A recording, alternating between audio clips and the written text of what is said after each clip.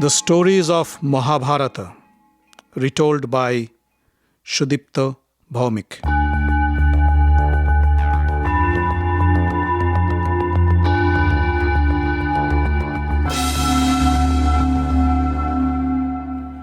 Welcome, dear friends, to another episode of the stories of Mahabharata.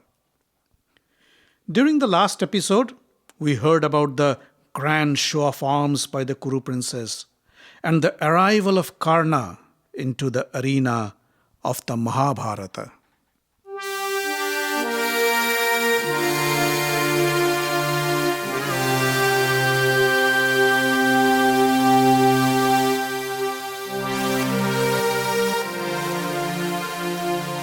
Soon after the exhibition, Drona called his students and said, "Boys, you have formally completed your training, and I have taught you all that I could.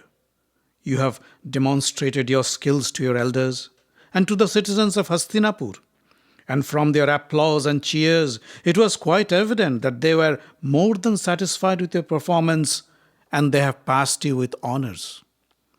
But to graduate, you have one more task to complete.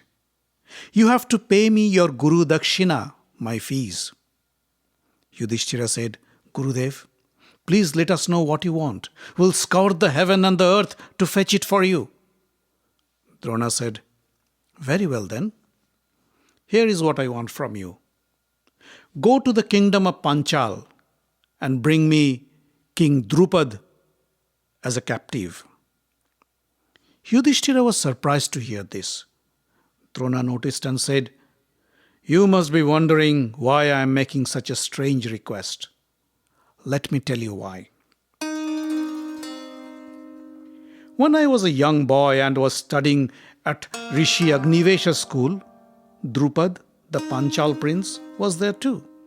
We were very good friends. In fact, he was my best friend. One day, he told me, Drona, you are my best friend, and there is nothing in the world that I cannot do for you.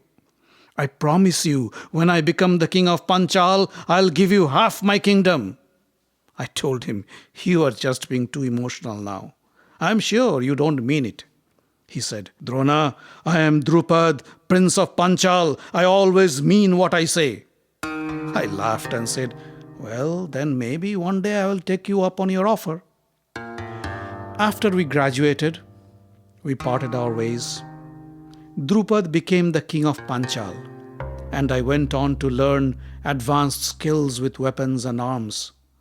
But my skills failed me in making money. I was very poor and could hardly feed my family. And then I remembered my friend Drupada's promise. I went to the Panchal court before Drupada and said, "My dear friend, I have come to accept my share."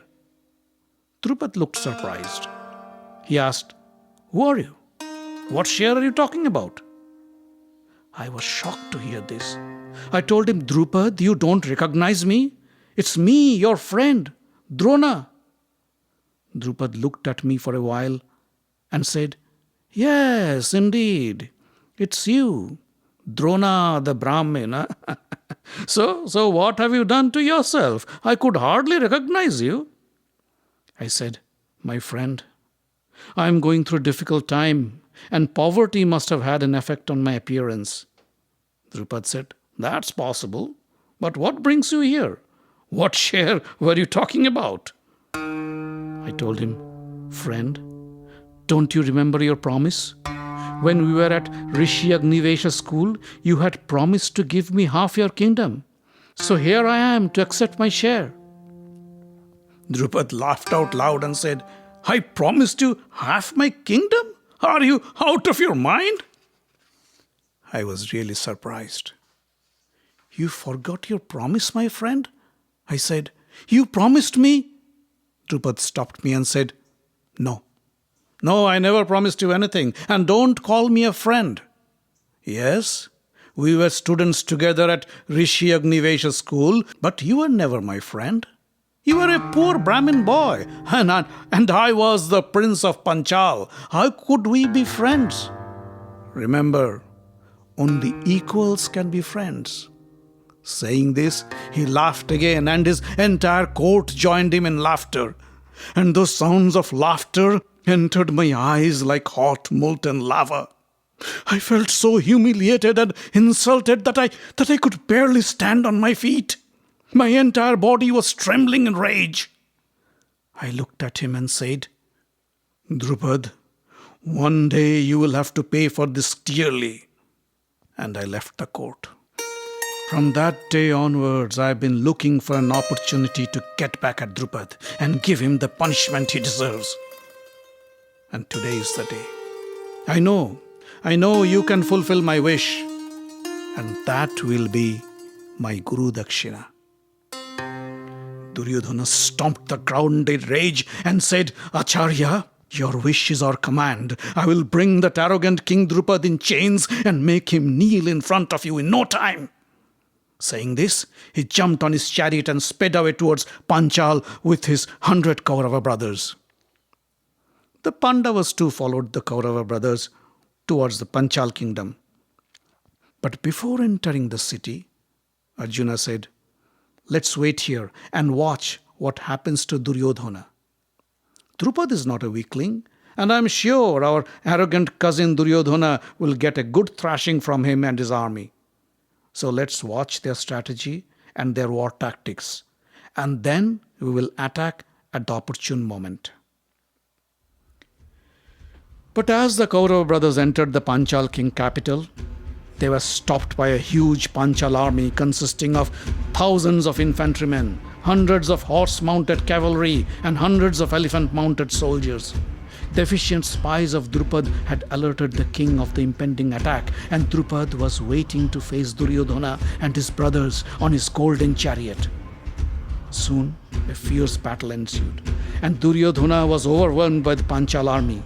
Drupad attacked him violently with a barrage of arrows and missiles which Duryodhana was not able to counter at all.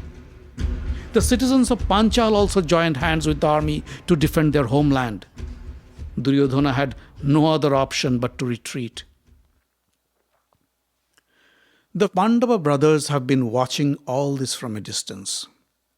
When they saw Duryodhana backing off, Arjuna said, "Brother Yudhishthira, I think we should strike now. You wait here.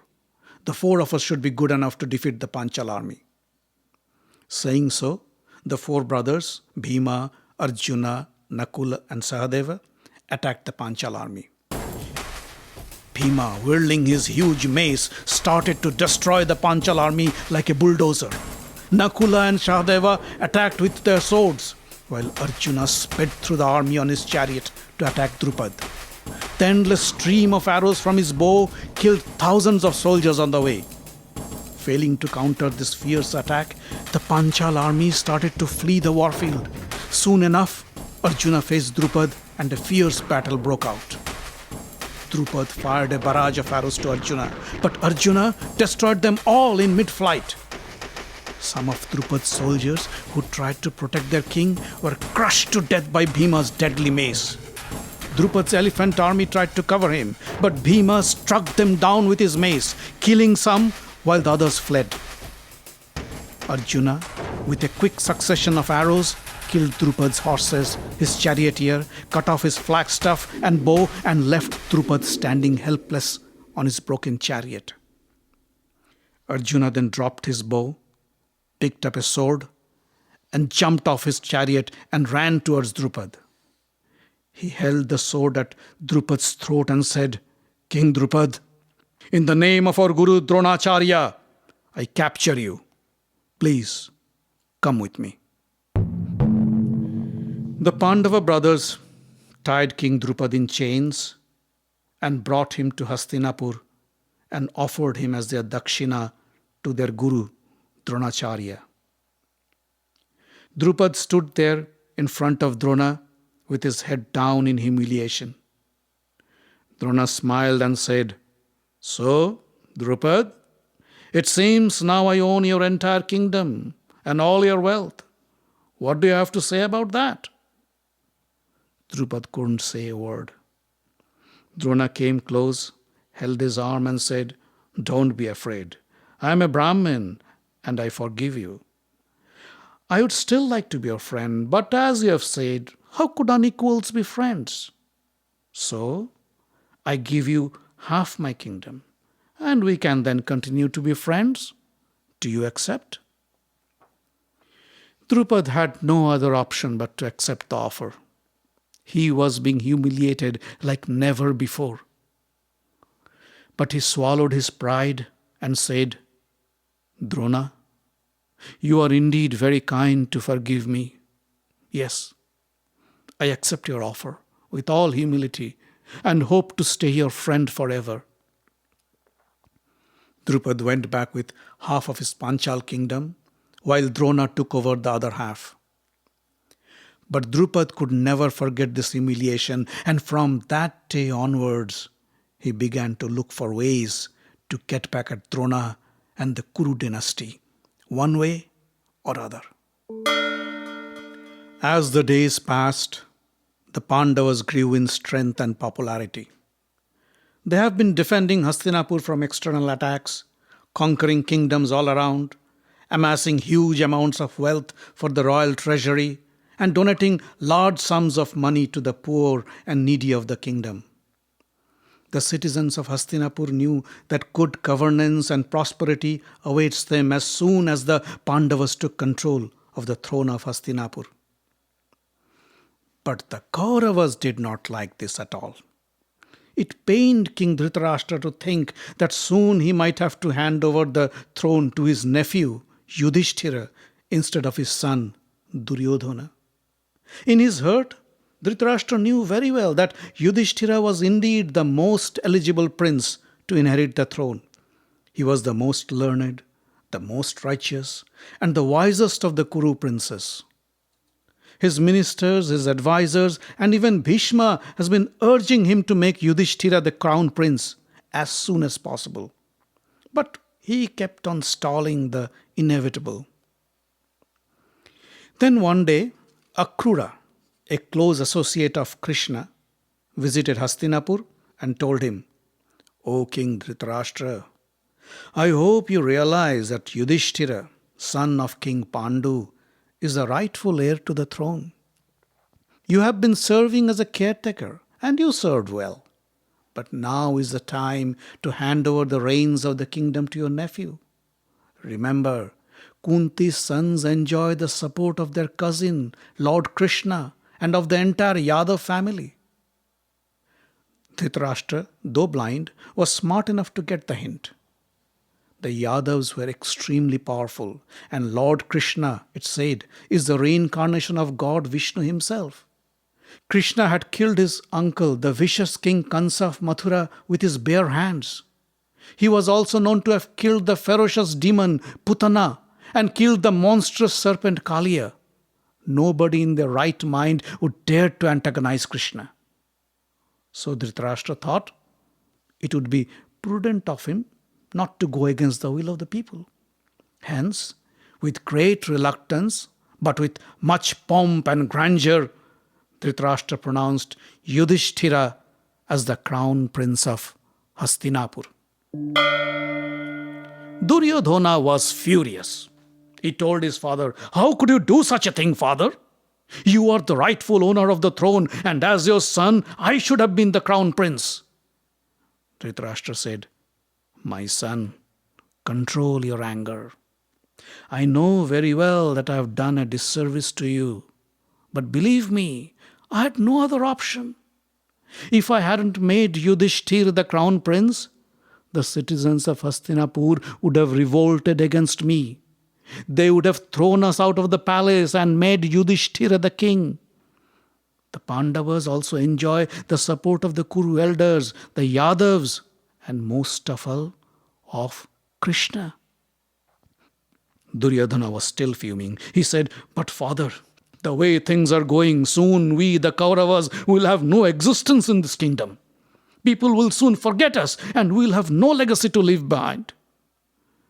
Dhritarashtra said, My dear son, I understand your concern, and I don't disagree with you. But you must also understand that I cannot disregard the law of the land. I cannot disregard our age-old traditions and customs. But, he paused for a while. But what? Duryodhana was anxious to hear what his father had to say. Dhritarashtra, very hesitantly, almost in a whisper, said, "Remember, Yudhishthira is still not the king. He is only the crown prince." Duryodhana looked at his father. A faint smile appeared on the edges of his lips, which the blind king couldn't see. He only heard the sounds of his son's footsteps fade away as he left the room. Dhritarashtra stood alone in the center of his chamber and stared at the eternal darkness ahead. Duryodhana, along with his brother Dussasana, went to see their uncle Shakuni, who was a gold mine for evil ideas. Shakuni said, "My dear nephews, you must understand one thing. The Pandavas enjoy the trust and support of the citizens of Hastinapur. They are the favorites of Bhishma, Drona, Kripa, Vidura. If you try to do any harm to them, they will not pardon you." Duryodhana was frustrated. He said, Then you suggest that we sit idle and watch the Pandavas enjoy the throne? I'd rather die than go through this humiliation. Shakuni held Duryodhana by his shoulder and said, "Who says you have to go through this humiliation? Not while I am alive." Duryodhana and Dussasana looked at him curiously. Shakuni said, "Duryodhana, you must win the trust and the support of the people of Hastinapur. But with the Pandavas around, that's impossible. So, we must arrange to send them away, far away from Hastinapur, out of sight from the people of Hastinapur. And as you know, out of sight is out of mind." Dussasana said, You mean send them on an exile?" Shakuni smiled. No, not an exile, a vacation. A very long vacation to a nice and warm place. And while they're away, you try to build your trust and support with the people of Hastinapur. Duryodhana was restless. He said, But what when they come back? They'd once again claim their throne, wouldn't they? Shakuni looked at him and smiled. What if some kind of an accident befalls our beloved Pandavas while they're on their vacation? People can't blame you for that, can they? Duryodhana's eyes lit up as he grasped the potential of Shakuni's evil plan. He continued his discussion with Shakuni to finalize the details of the devious plan and its execution. But Dhritarashtra was still suffering from his ethical dilemma. He was being torn apart by his love for his son and his obligation as a king. He called upon his trusted advisor, Kinaka, and confided in him. Kinaka, I can't bear the fact that I had to crown Yudhishthira as the future king of Hastinapur while my son Duryodhana stands in the sidelines. Tell me, what should I do?" Kinaka was a shrewd politician and a close confidant of Duryodhana. He said, "O king, one has to bear the burden of an enemy like a fragile but heavy earthen pot of water until the right moment. And when that moment arrives, don't hesitate to unburden yourself by crushing it to the ground.